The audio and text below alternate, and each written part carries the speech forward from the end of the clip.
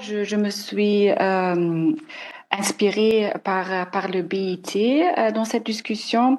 Le BIT, aussi d'autres qui parlent de la transition verte axée sur la transition juste. Et cet aspect juste est très important, je trouve. Qu'est-ce que ça veut dire? Alors, juste veut dire que rendre l'économie plus verte d'une manière aussi équitable et inclusive que possible pour toutes les personnes concernées, en créant des possibilités de travail décents et ne laissant personne de côté. Alors ça, c'est un peu la philosophie de cette séance ce matin, de ne voir seulement on mobilise les compétences vertes, mais aussi est-ce que les compétences vertes sont incluses, et aussi pour les femmes en particulier, est-ce que les emplois verts créent aussi des emplois de qualité. Ça c'est aussi un aspect que j'aimerais bien discuter avec vous ce matin. Les objectifs, j'ai déjà parlé avant de ce que je pense à faire ce matin. Alors, de présenter des opportunités, des emplois verts et de la compétence verte au niveau global, au niveau de l'Afrique, mais aussi au niveau des femmes, quelles sont les opportunités et aussi quels sont les risques. Et de ça, qu'est-ce qu'on doit faire pour le développement des compétences vertes, aussi inclus les femmes. Dans la deuxième étape de cette séance, on va voir ensemble comment traduire les opportunités et en avantage pour les femmes et de définir des actions concrètes. Et tout cela, on va faire encore une fois dans des groupes. Je pense que c'est un peu plus facile quand on travaille dans des groupes plus petits, où on va concrètement, qu'est-ce qu'on pourrait faire comme action concrète. Ça, c'est par rapport aux objectifs. Et je commence alors avec les opportunités de création d'emplois, de la transition verte. On constate que, bien évidemment, les énergies renouvelables, ça, c'est un secteur qui est continu pour créer beaucoup pour créer d'emplois. Et on parle toujours de l'énergie renouvelable quand on parle de l'emploi vert. Et c'est à cause que les énergies renouvelables ont un potentiel de création d'emplois de haut de gamme, ce qui est vraiment important. C'est un secteur à forte valeur et croissance. Dans les dernières années, selon des données de LinkedIn, il y a 2,3 millions d'emplois qui ont été créés. Un investissement prévu de 630 milliards de dollars d'ici jusqu'à 2030, avec beaucoup de possibilités de création d'emplois supplémentaires. Alors vraiment un secteur très important.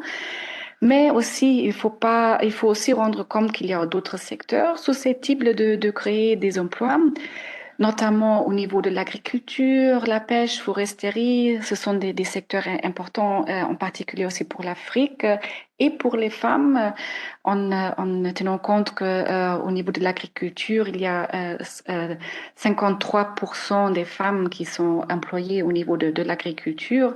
Alors quelque chose où il faut vraiment analyser plus de près des opportunités qu'on voit avec l'agriculture, l'écotourisme, la gestion des déchets aussi, des aspects très importants pour la création d'emplois. Les transports, la construction au niveau de l'architecture, tout ce qui concerne l'efficacité énergétique, tout ce sont des nouvelles professions qui vont créer. On parlera plus tard en détail. Mais pour avoir une idée, ce sont des professions qui sont là, qui font partir de la transition verte avec des emplois verts qui vont créer. Et ce que je trouve aussi très important, des niches, certaines niches de services, et ici des conseils écologiques. Ça, c'est aussi quelque chose que je trouve très important de parler et de discuter plus en détail, parce que là, il y a aussi beaucoup de potentiel pour les femmes dans ce secteur. Mais c'est ce qu'il faut prendre aussi en considération que, à part de ces secteurs, la transition verte vers l'économie verte touchera la moitié de la main-d'œuvre. Alors, on parle de la création de nouveaux emplois, on parle de la substitution d'emplois, et on va aussi éliminer certaines emplois, transformer et redéfinir. Selon des données des Nations Unies Femmes, 24 millions de nouveaux emplois vont être créés, surtout pour maintenir le réchauffement climatique à 2 degrés. L'offre d'emploi vert dépasse toujours la croissance des talents verts. Alors, ça veut dire qu'il faut encore faire beaucoup pour produire des talents nécessaires. Mais pour voir encore une fois ce que ça veut dire concrètement, la transition de la moitié des emplois et les effets de la transformation sur l'emploi. J'ai vu que l'ONUDI a fait une synthèse de quelques emplois, de quelques professions qu'on va être touchés par tout ça. Il y a les catégories comme des nouveaux emplois. Et ici, c'est intéressant comme exemple qu'au niveau de l'agriculture biologique, il y aura plein de nouveaux potentiels et professions qui seront créées. Les conseils en environnement, quelque chose qu'on estime c'est un nouveau emploi. Aussi, il y a certains emplois qui vont être supprimés, les mineurs de charbon, au niveau de l'industrie de l'embouteillage et d'emballage, toutes les industries qui travaillent avec du matériel qui va être interdit et obsolète. Là, on observe que certains emplois vont être supprimés. Certains emplois vont être remplacés, où on remarque un certain changement au niveau des professions. Là, le transport, par exemple, le transport vers un transport électrique. Au niveau de la gestion des déchets, on introduit des professions qui passent à l'insertion et au recyclage. Et la réutilisation de restes de déchets, c'est aussi quelque chose que va se mettre plus sur place. En général, la plupart des emplois seront transformés. Ça, c'est intéressant de voir des gestionnaires, par exemple, dans les bâtiments, l'agriculture ou les transports. Tous sont des professions dans l'économie verte qui doivent gérer des nouvelles technologies. Alors là, quelque chose de nouveau qu'on doit faire face. Et tous aussi au niveau de l'efficacité énergétique. Nouveaux matériaux. Et ce que je trouve aussi intéressant, c'est au niveau des institutions financières. Aussi, l'ONUDI a identifié qu'il y a certaines professions qui vont être transformées, adoptant des stratégies durables. Ça, c'est d'une manière générale. Moi, j'aimerais bien vous montrer quelques aspects par rapport à l'agriculture et la gestion des déchets que moi, je trouve c'est important pour vos projets basés en Afrique de l'Ouest où l'agriculture est une composante très, très importante. Là aussi, on trouve des nouveaux emplois au niveau de l'installation, l'entretien, la réparation de l'énergie agricole, conception au niveau du biogaz, le compostage, gestion efficace de l'eau, et aussi l'utilisation de technologies TIC dans l'agriculture. Beaucoup de changements au niveau qui ont lieu à cause de la transition verte. Mais ce qu'on doit rendre compte est qu'il faut pas initier de zéro. On peut s'appuyer sur les compétences déjà existantes et ça suffit faire des formations supplémentaires. Et avec tout ça, on réalise aussi comment c'est important que tout ce qu'on fait, la formation et les compétences, c'est quelque chose de très important quand on parle de la transition verte. Et c'est pour ça aussi que le DC Divet a mis ce sujet comme un sujet important aujourd'hui parce que sans la compétence, sans les opérateurs, les gestionnaires capables de gérer tout ça, on n'aura pas de transition verte. En même temps, il faut aussi à ce stade parler de quelques terminologies, définitions des emplois verts et des compétences vertes pour mieux aussi comprendre de quoi on parle.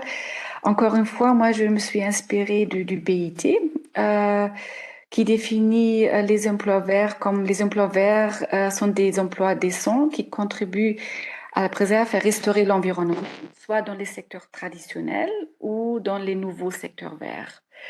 Par rapport aux compétences vertes, moi je trouve que l'OECD a développé une définition très intéressante. L'OECD définit les compétences vertes, que sont des compétences qui requises pour aider à l'adaptation des produits, services et processus aux transformations dues au changement.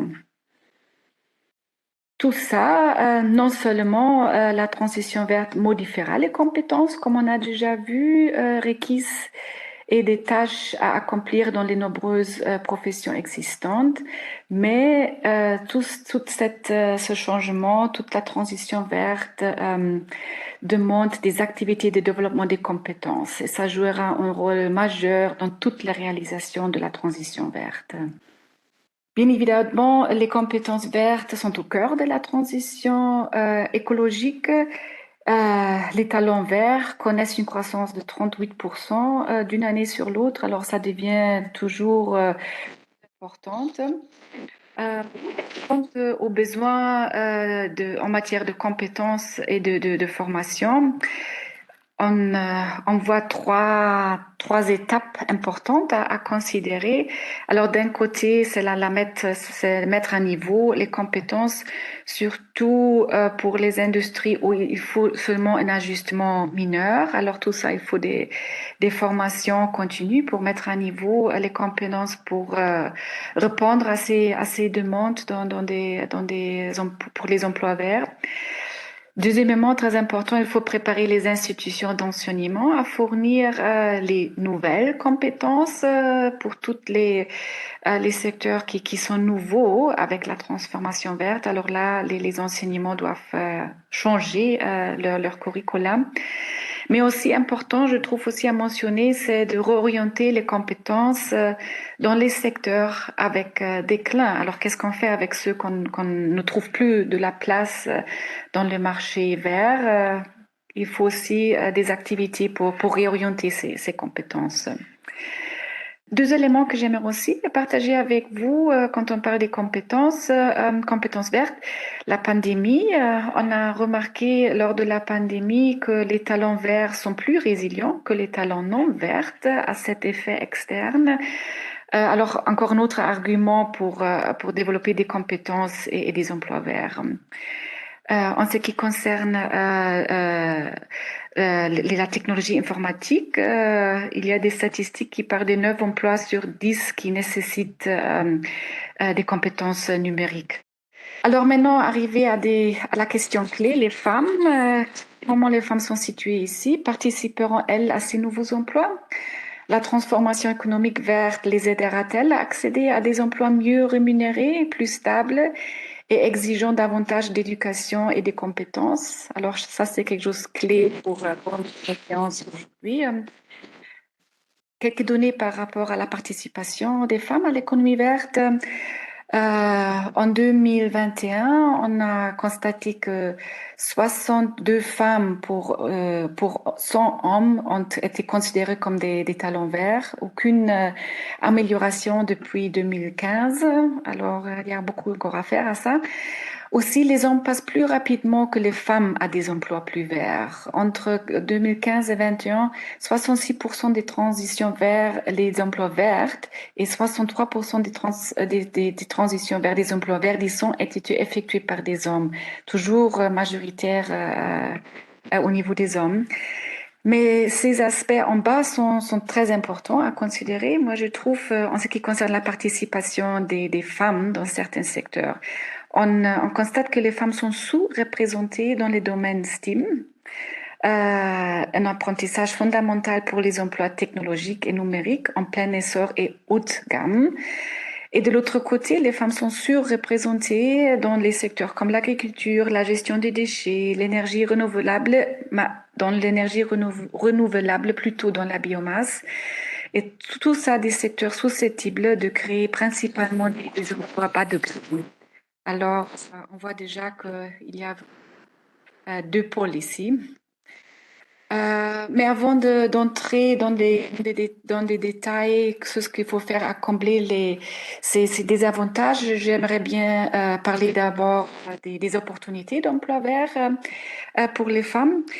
Si les femmes réussissent de travailler dans les secteurs verts, on réalise que la qualité de travail sera mieux pour eux et aussi le salaire pourra être plus élevé et une mobilité ascendante. Ça, c'est aussi des statistiques ont réalisé que dans tous les emplois verts, la qualité de travail pourra être sera mieux.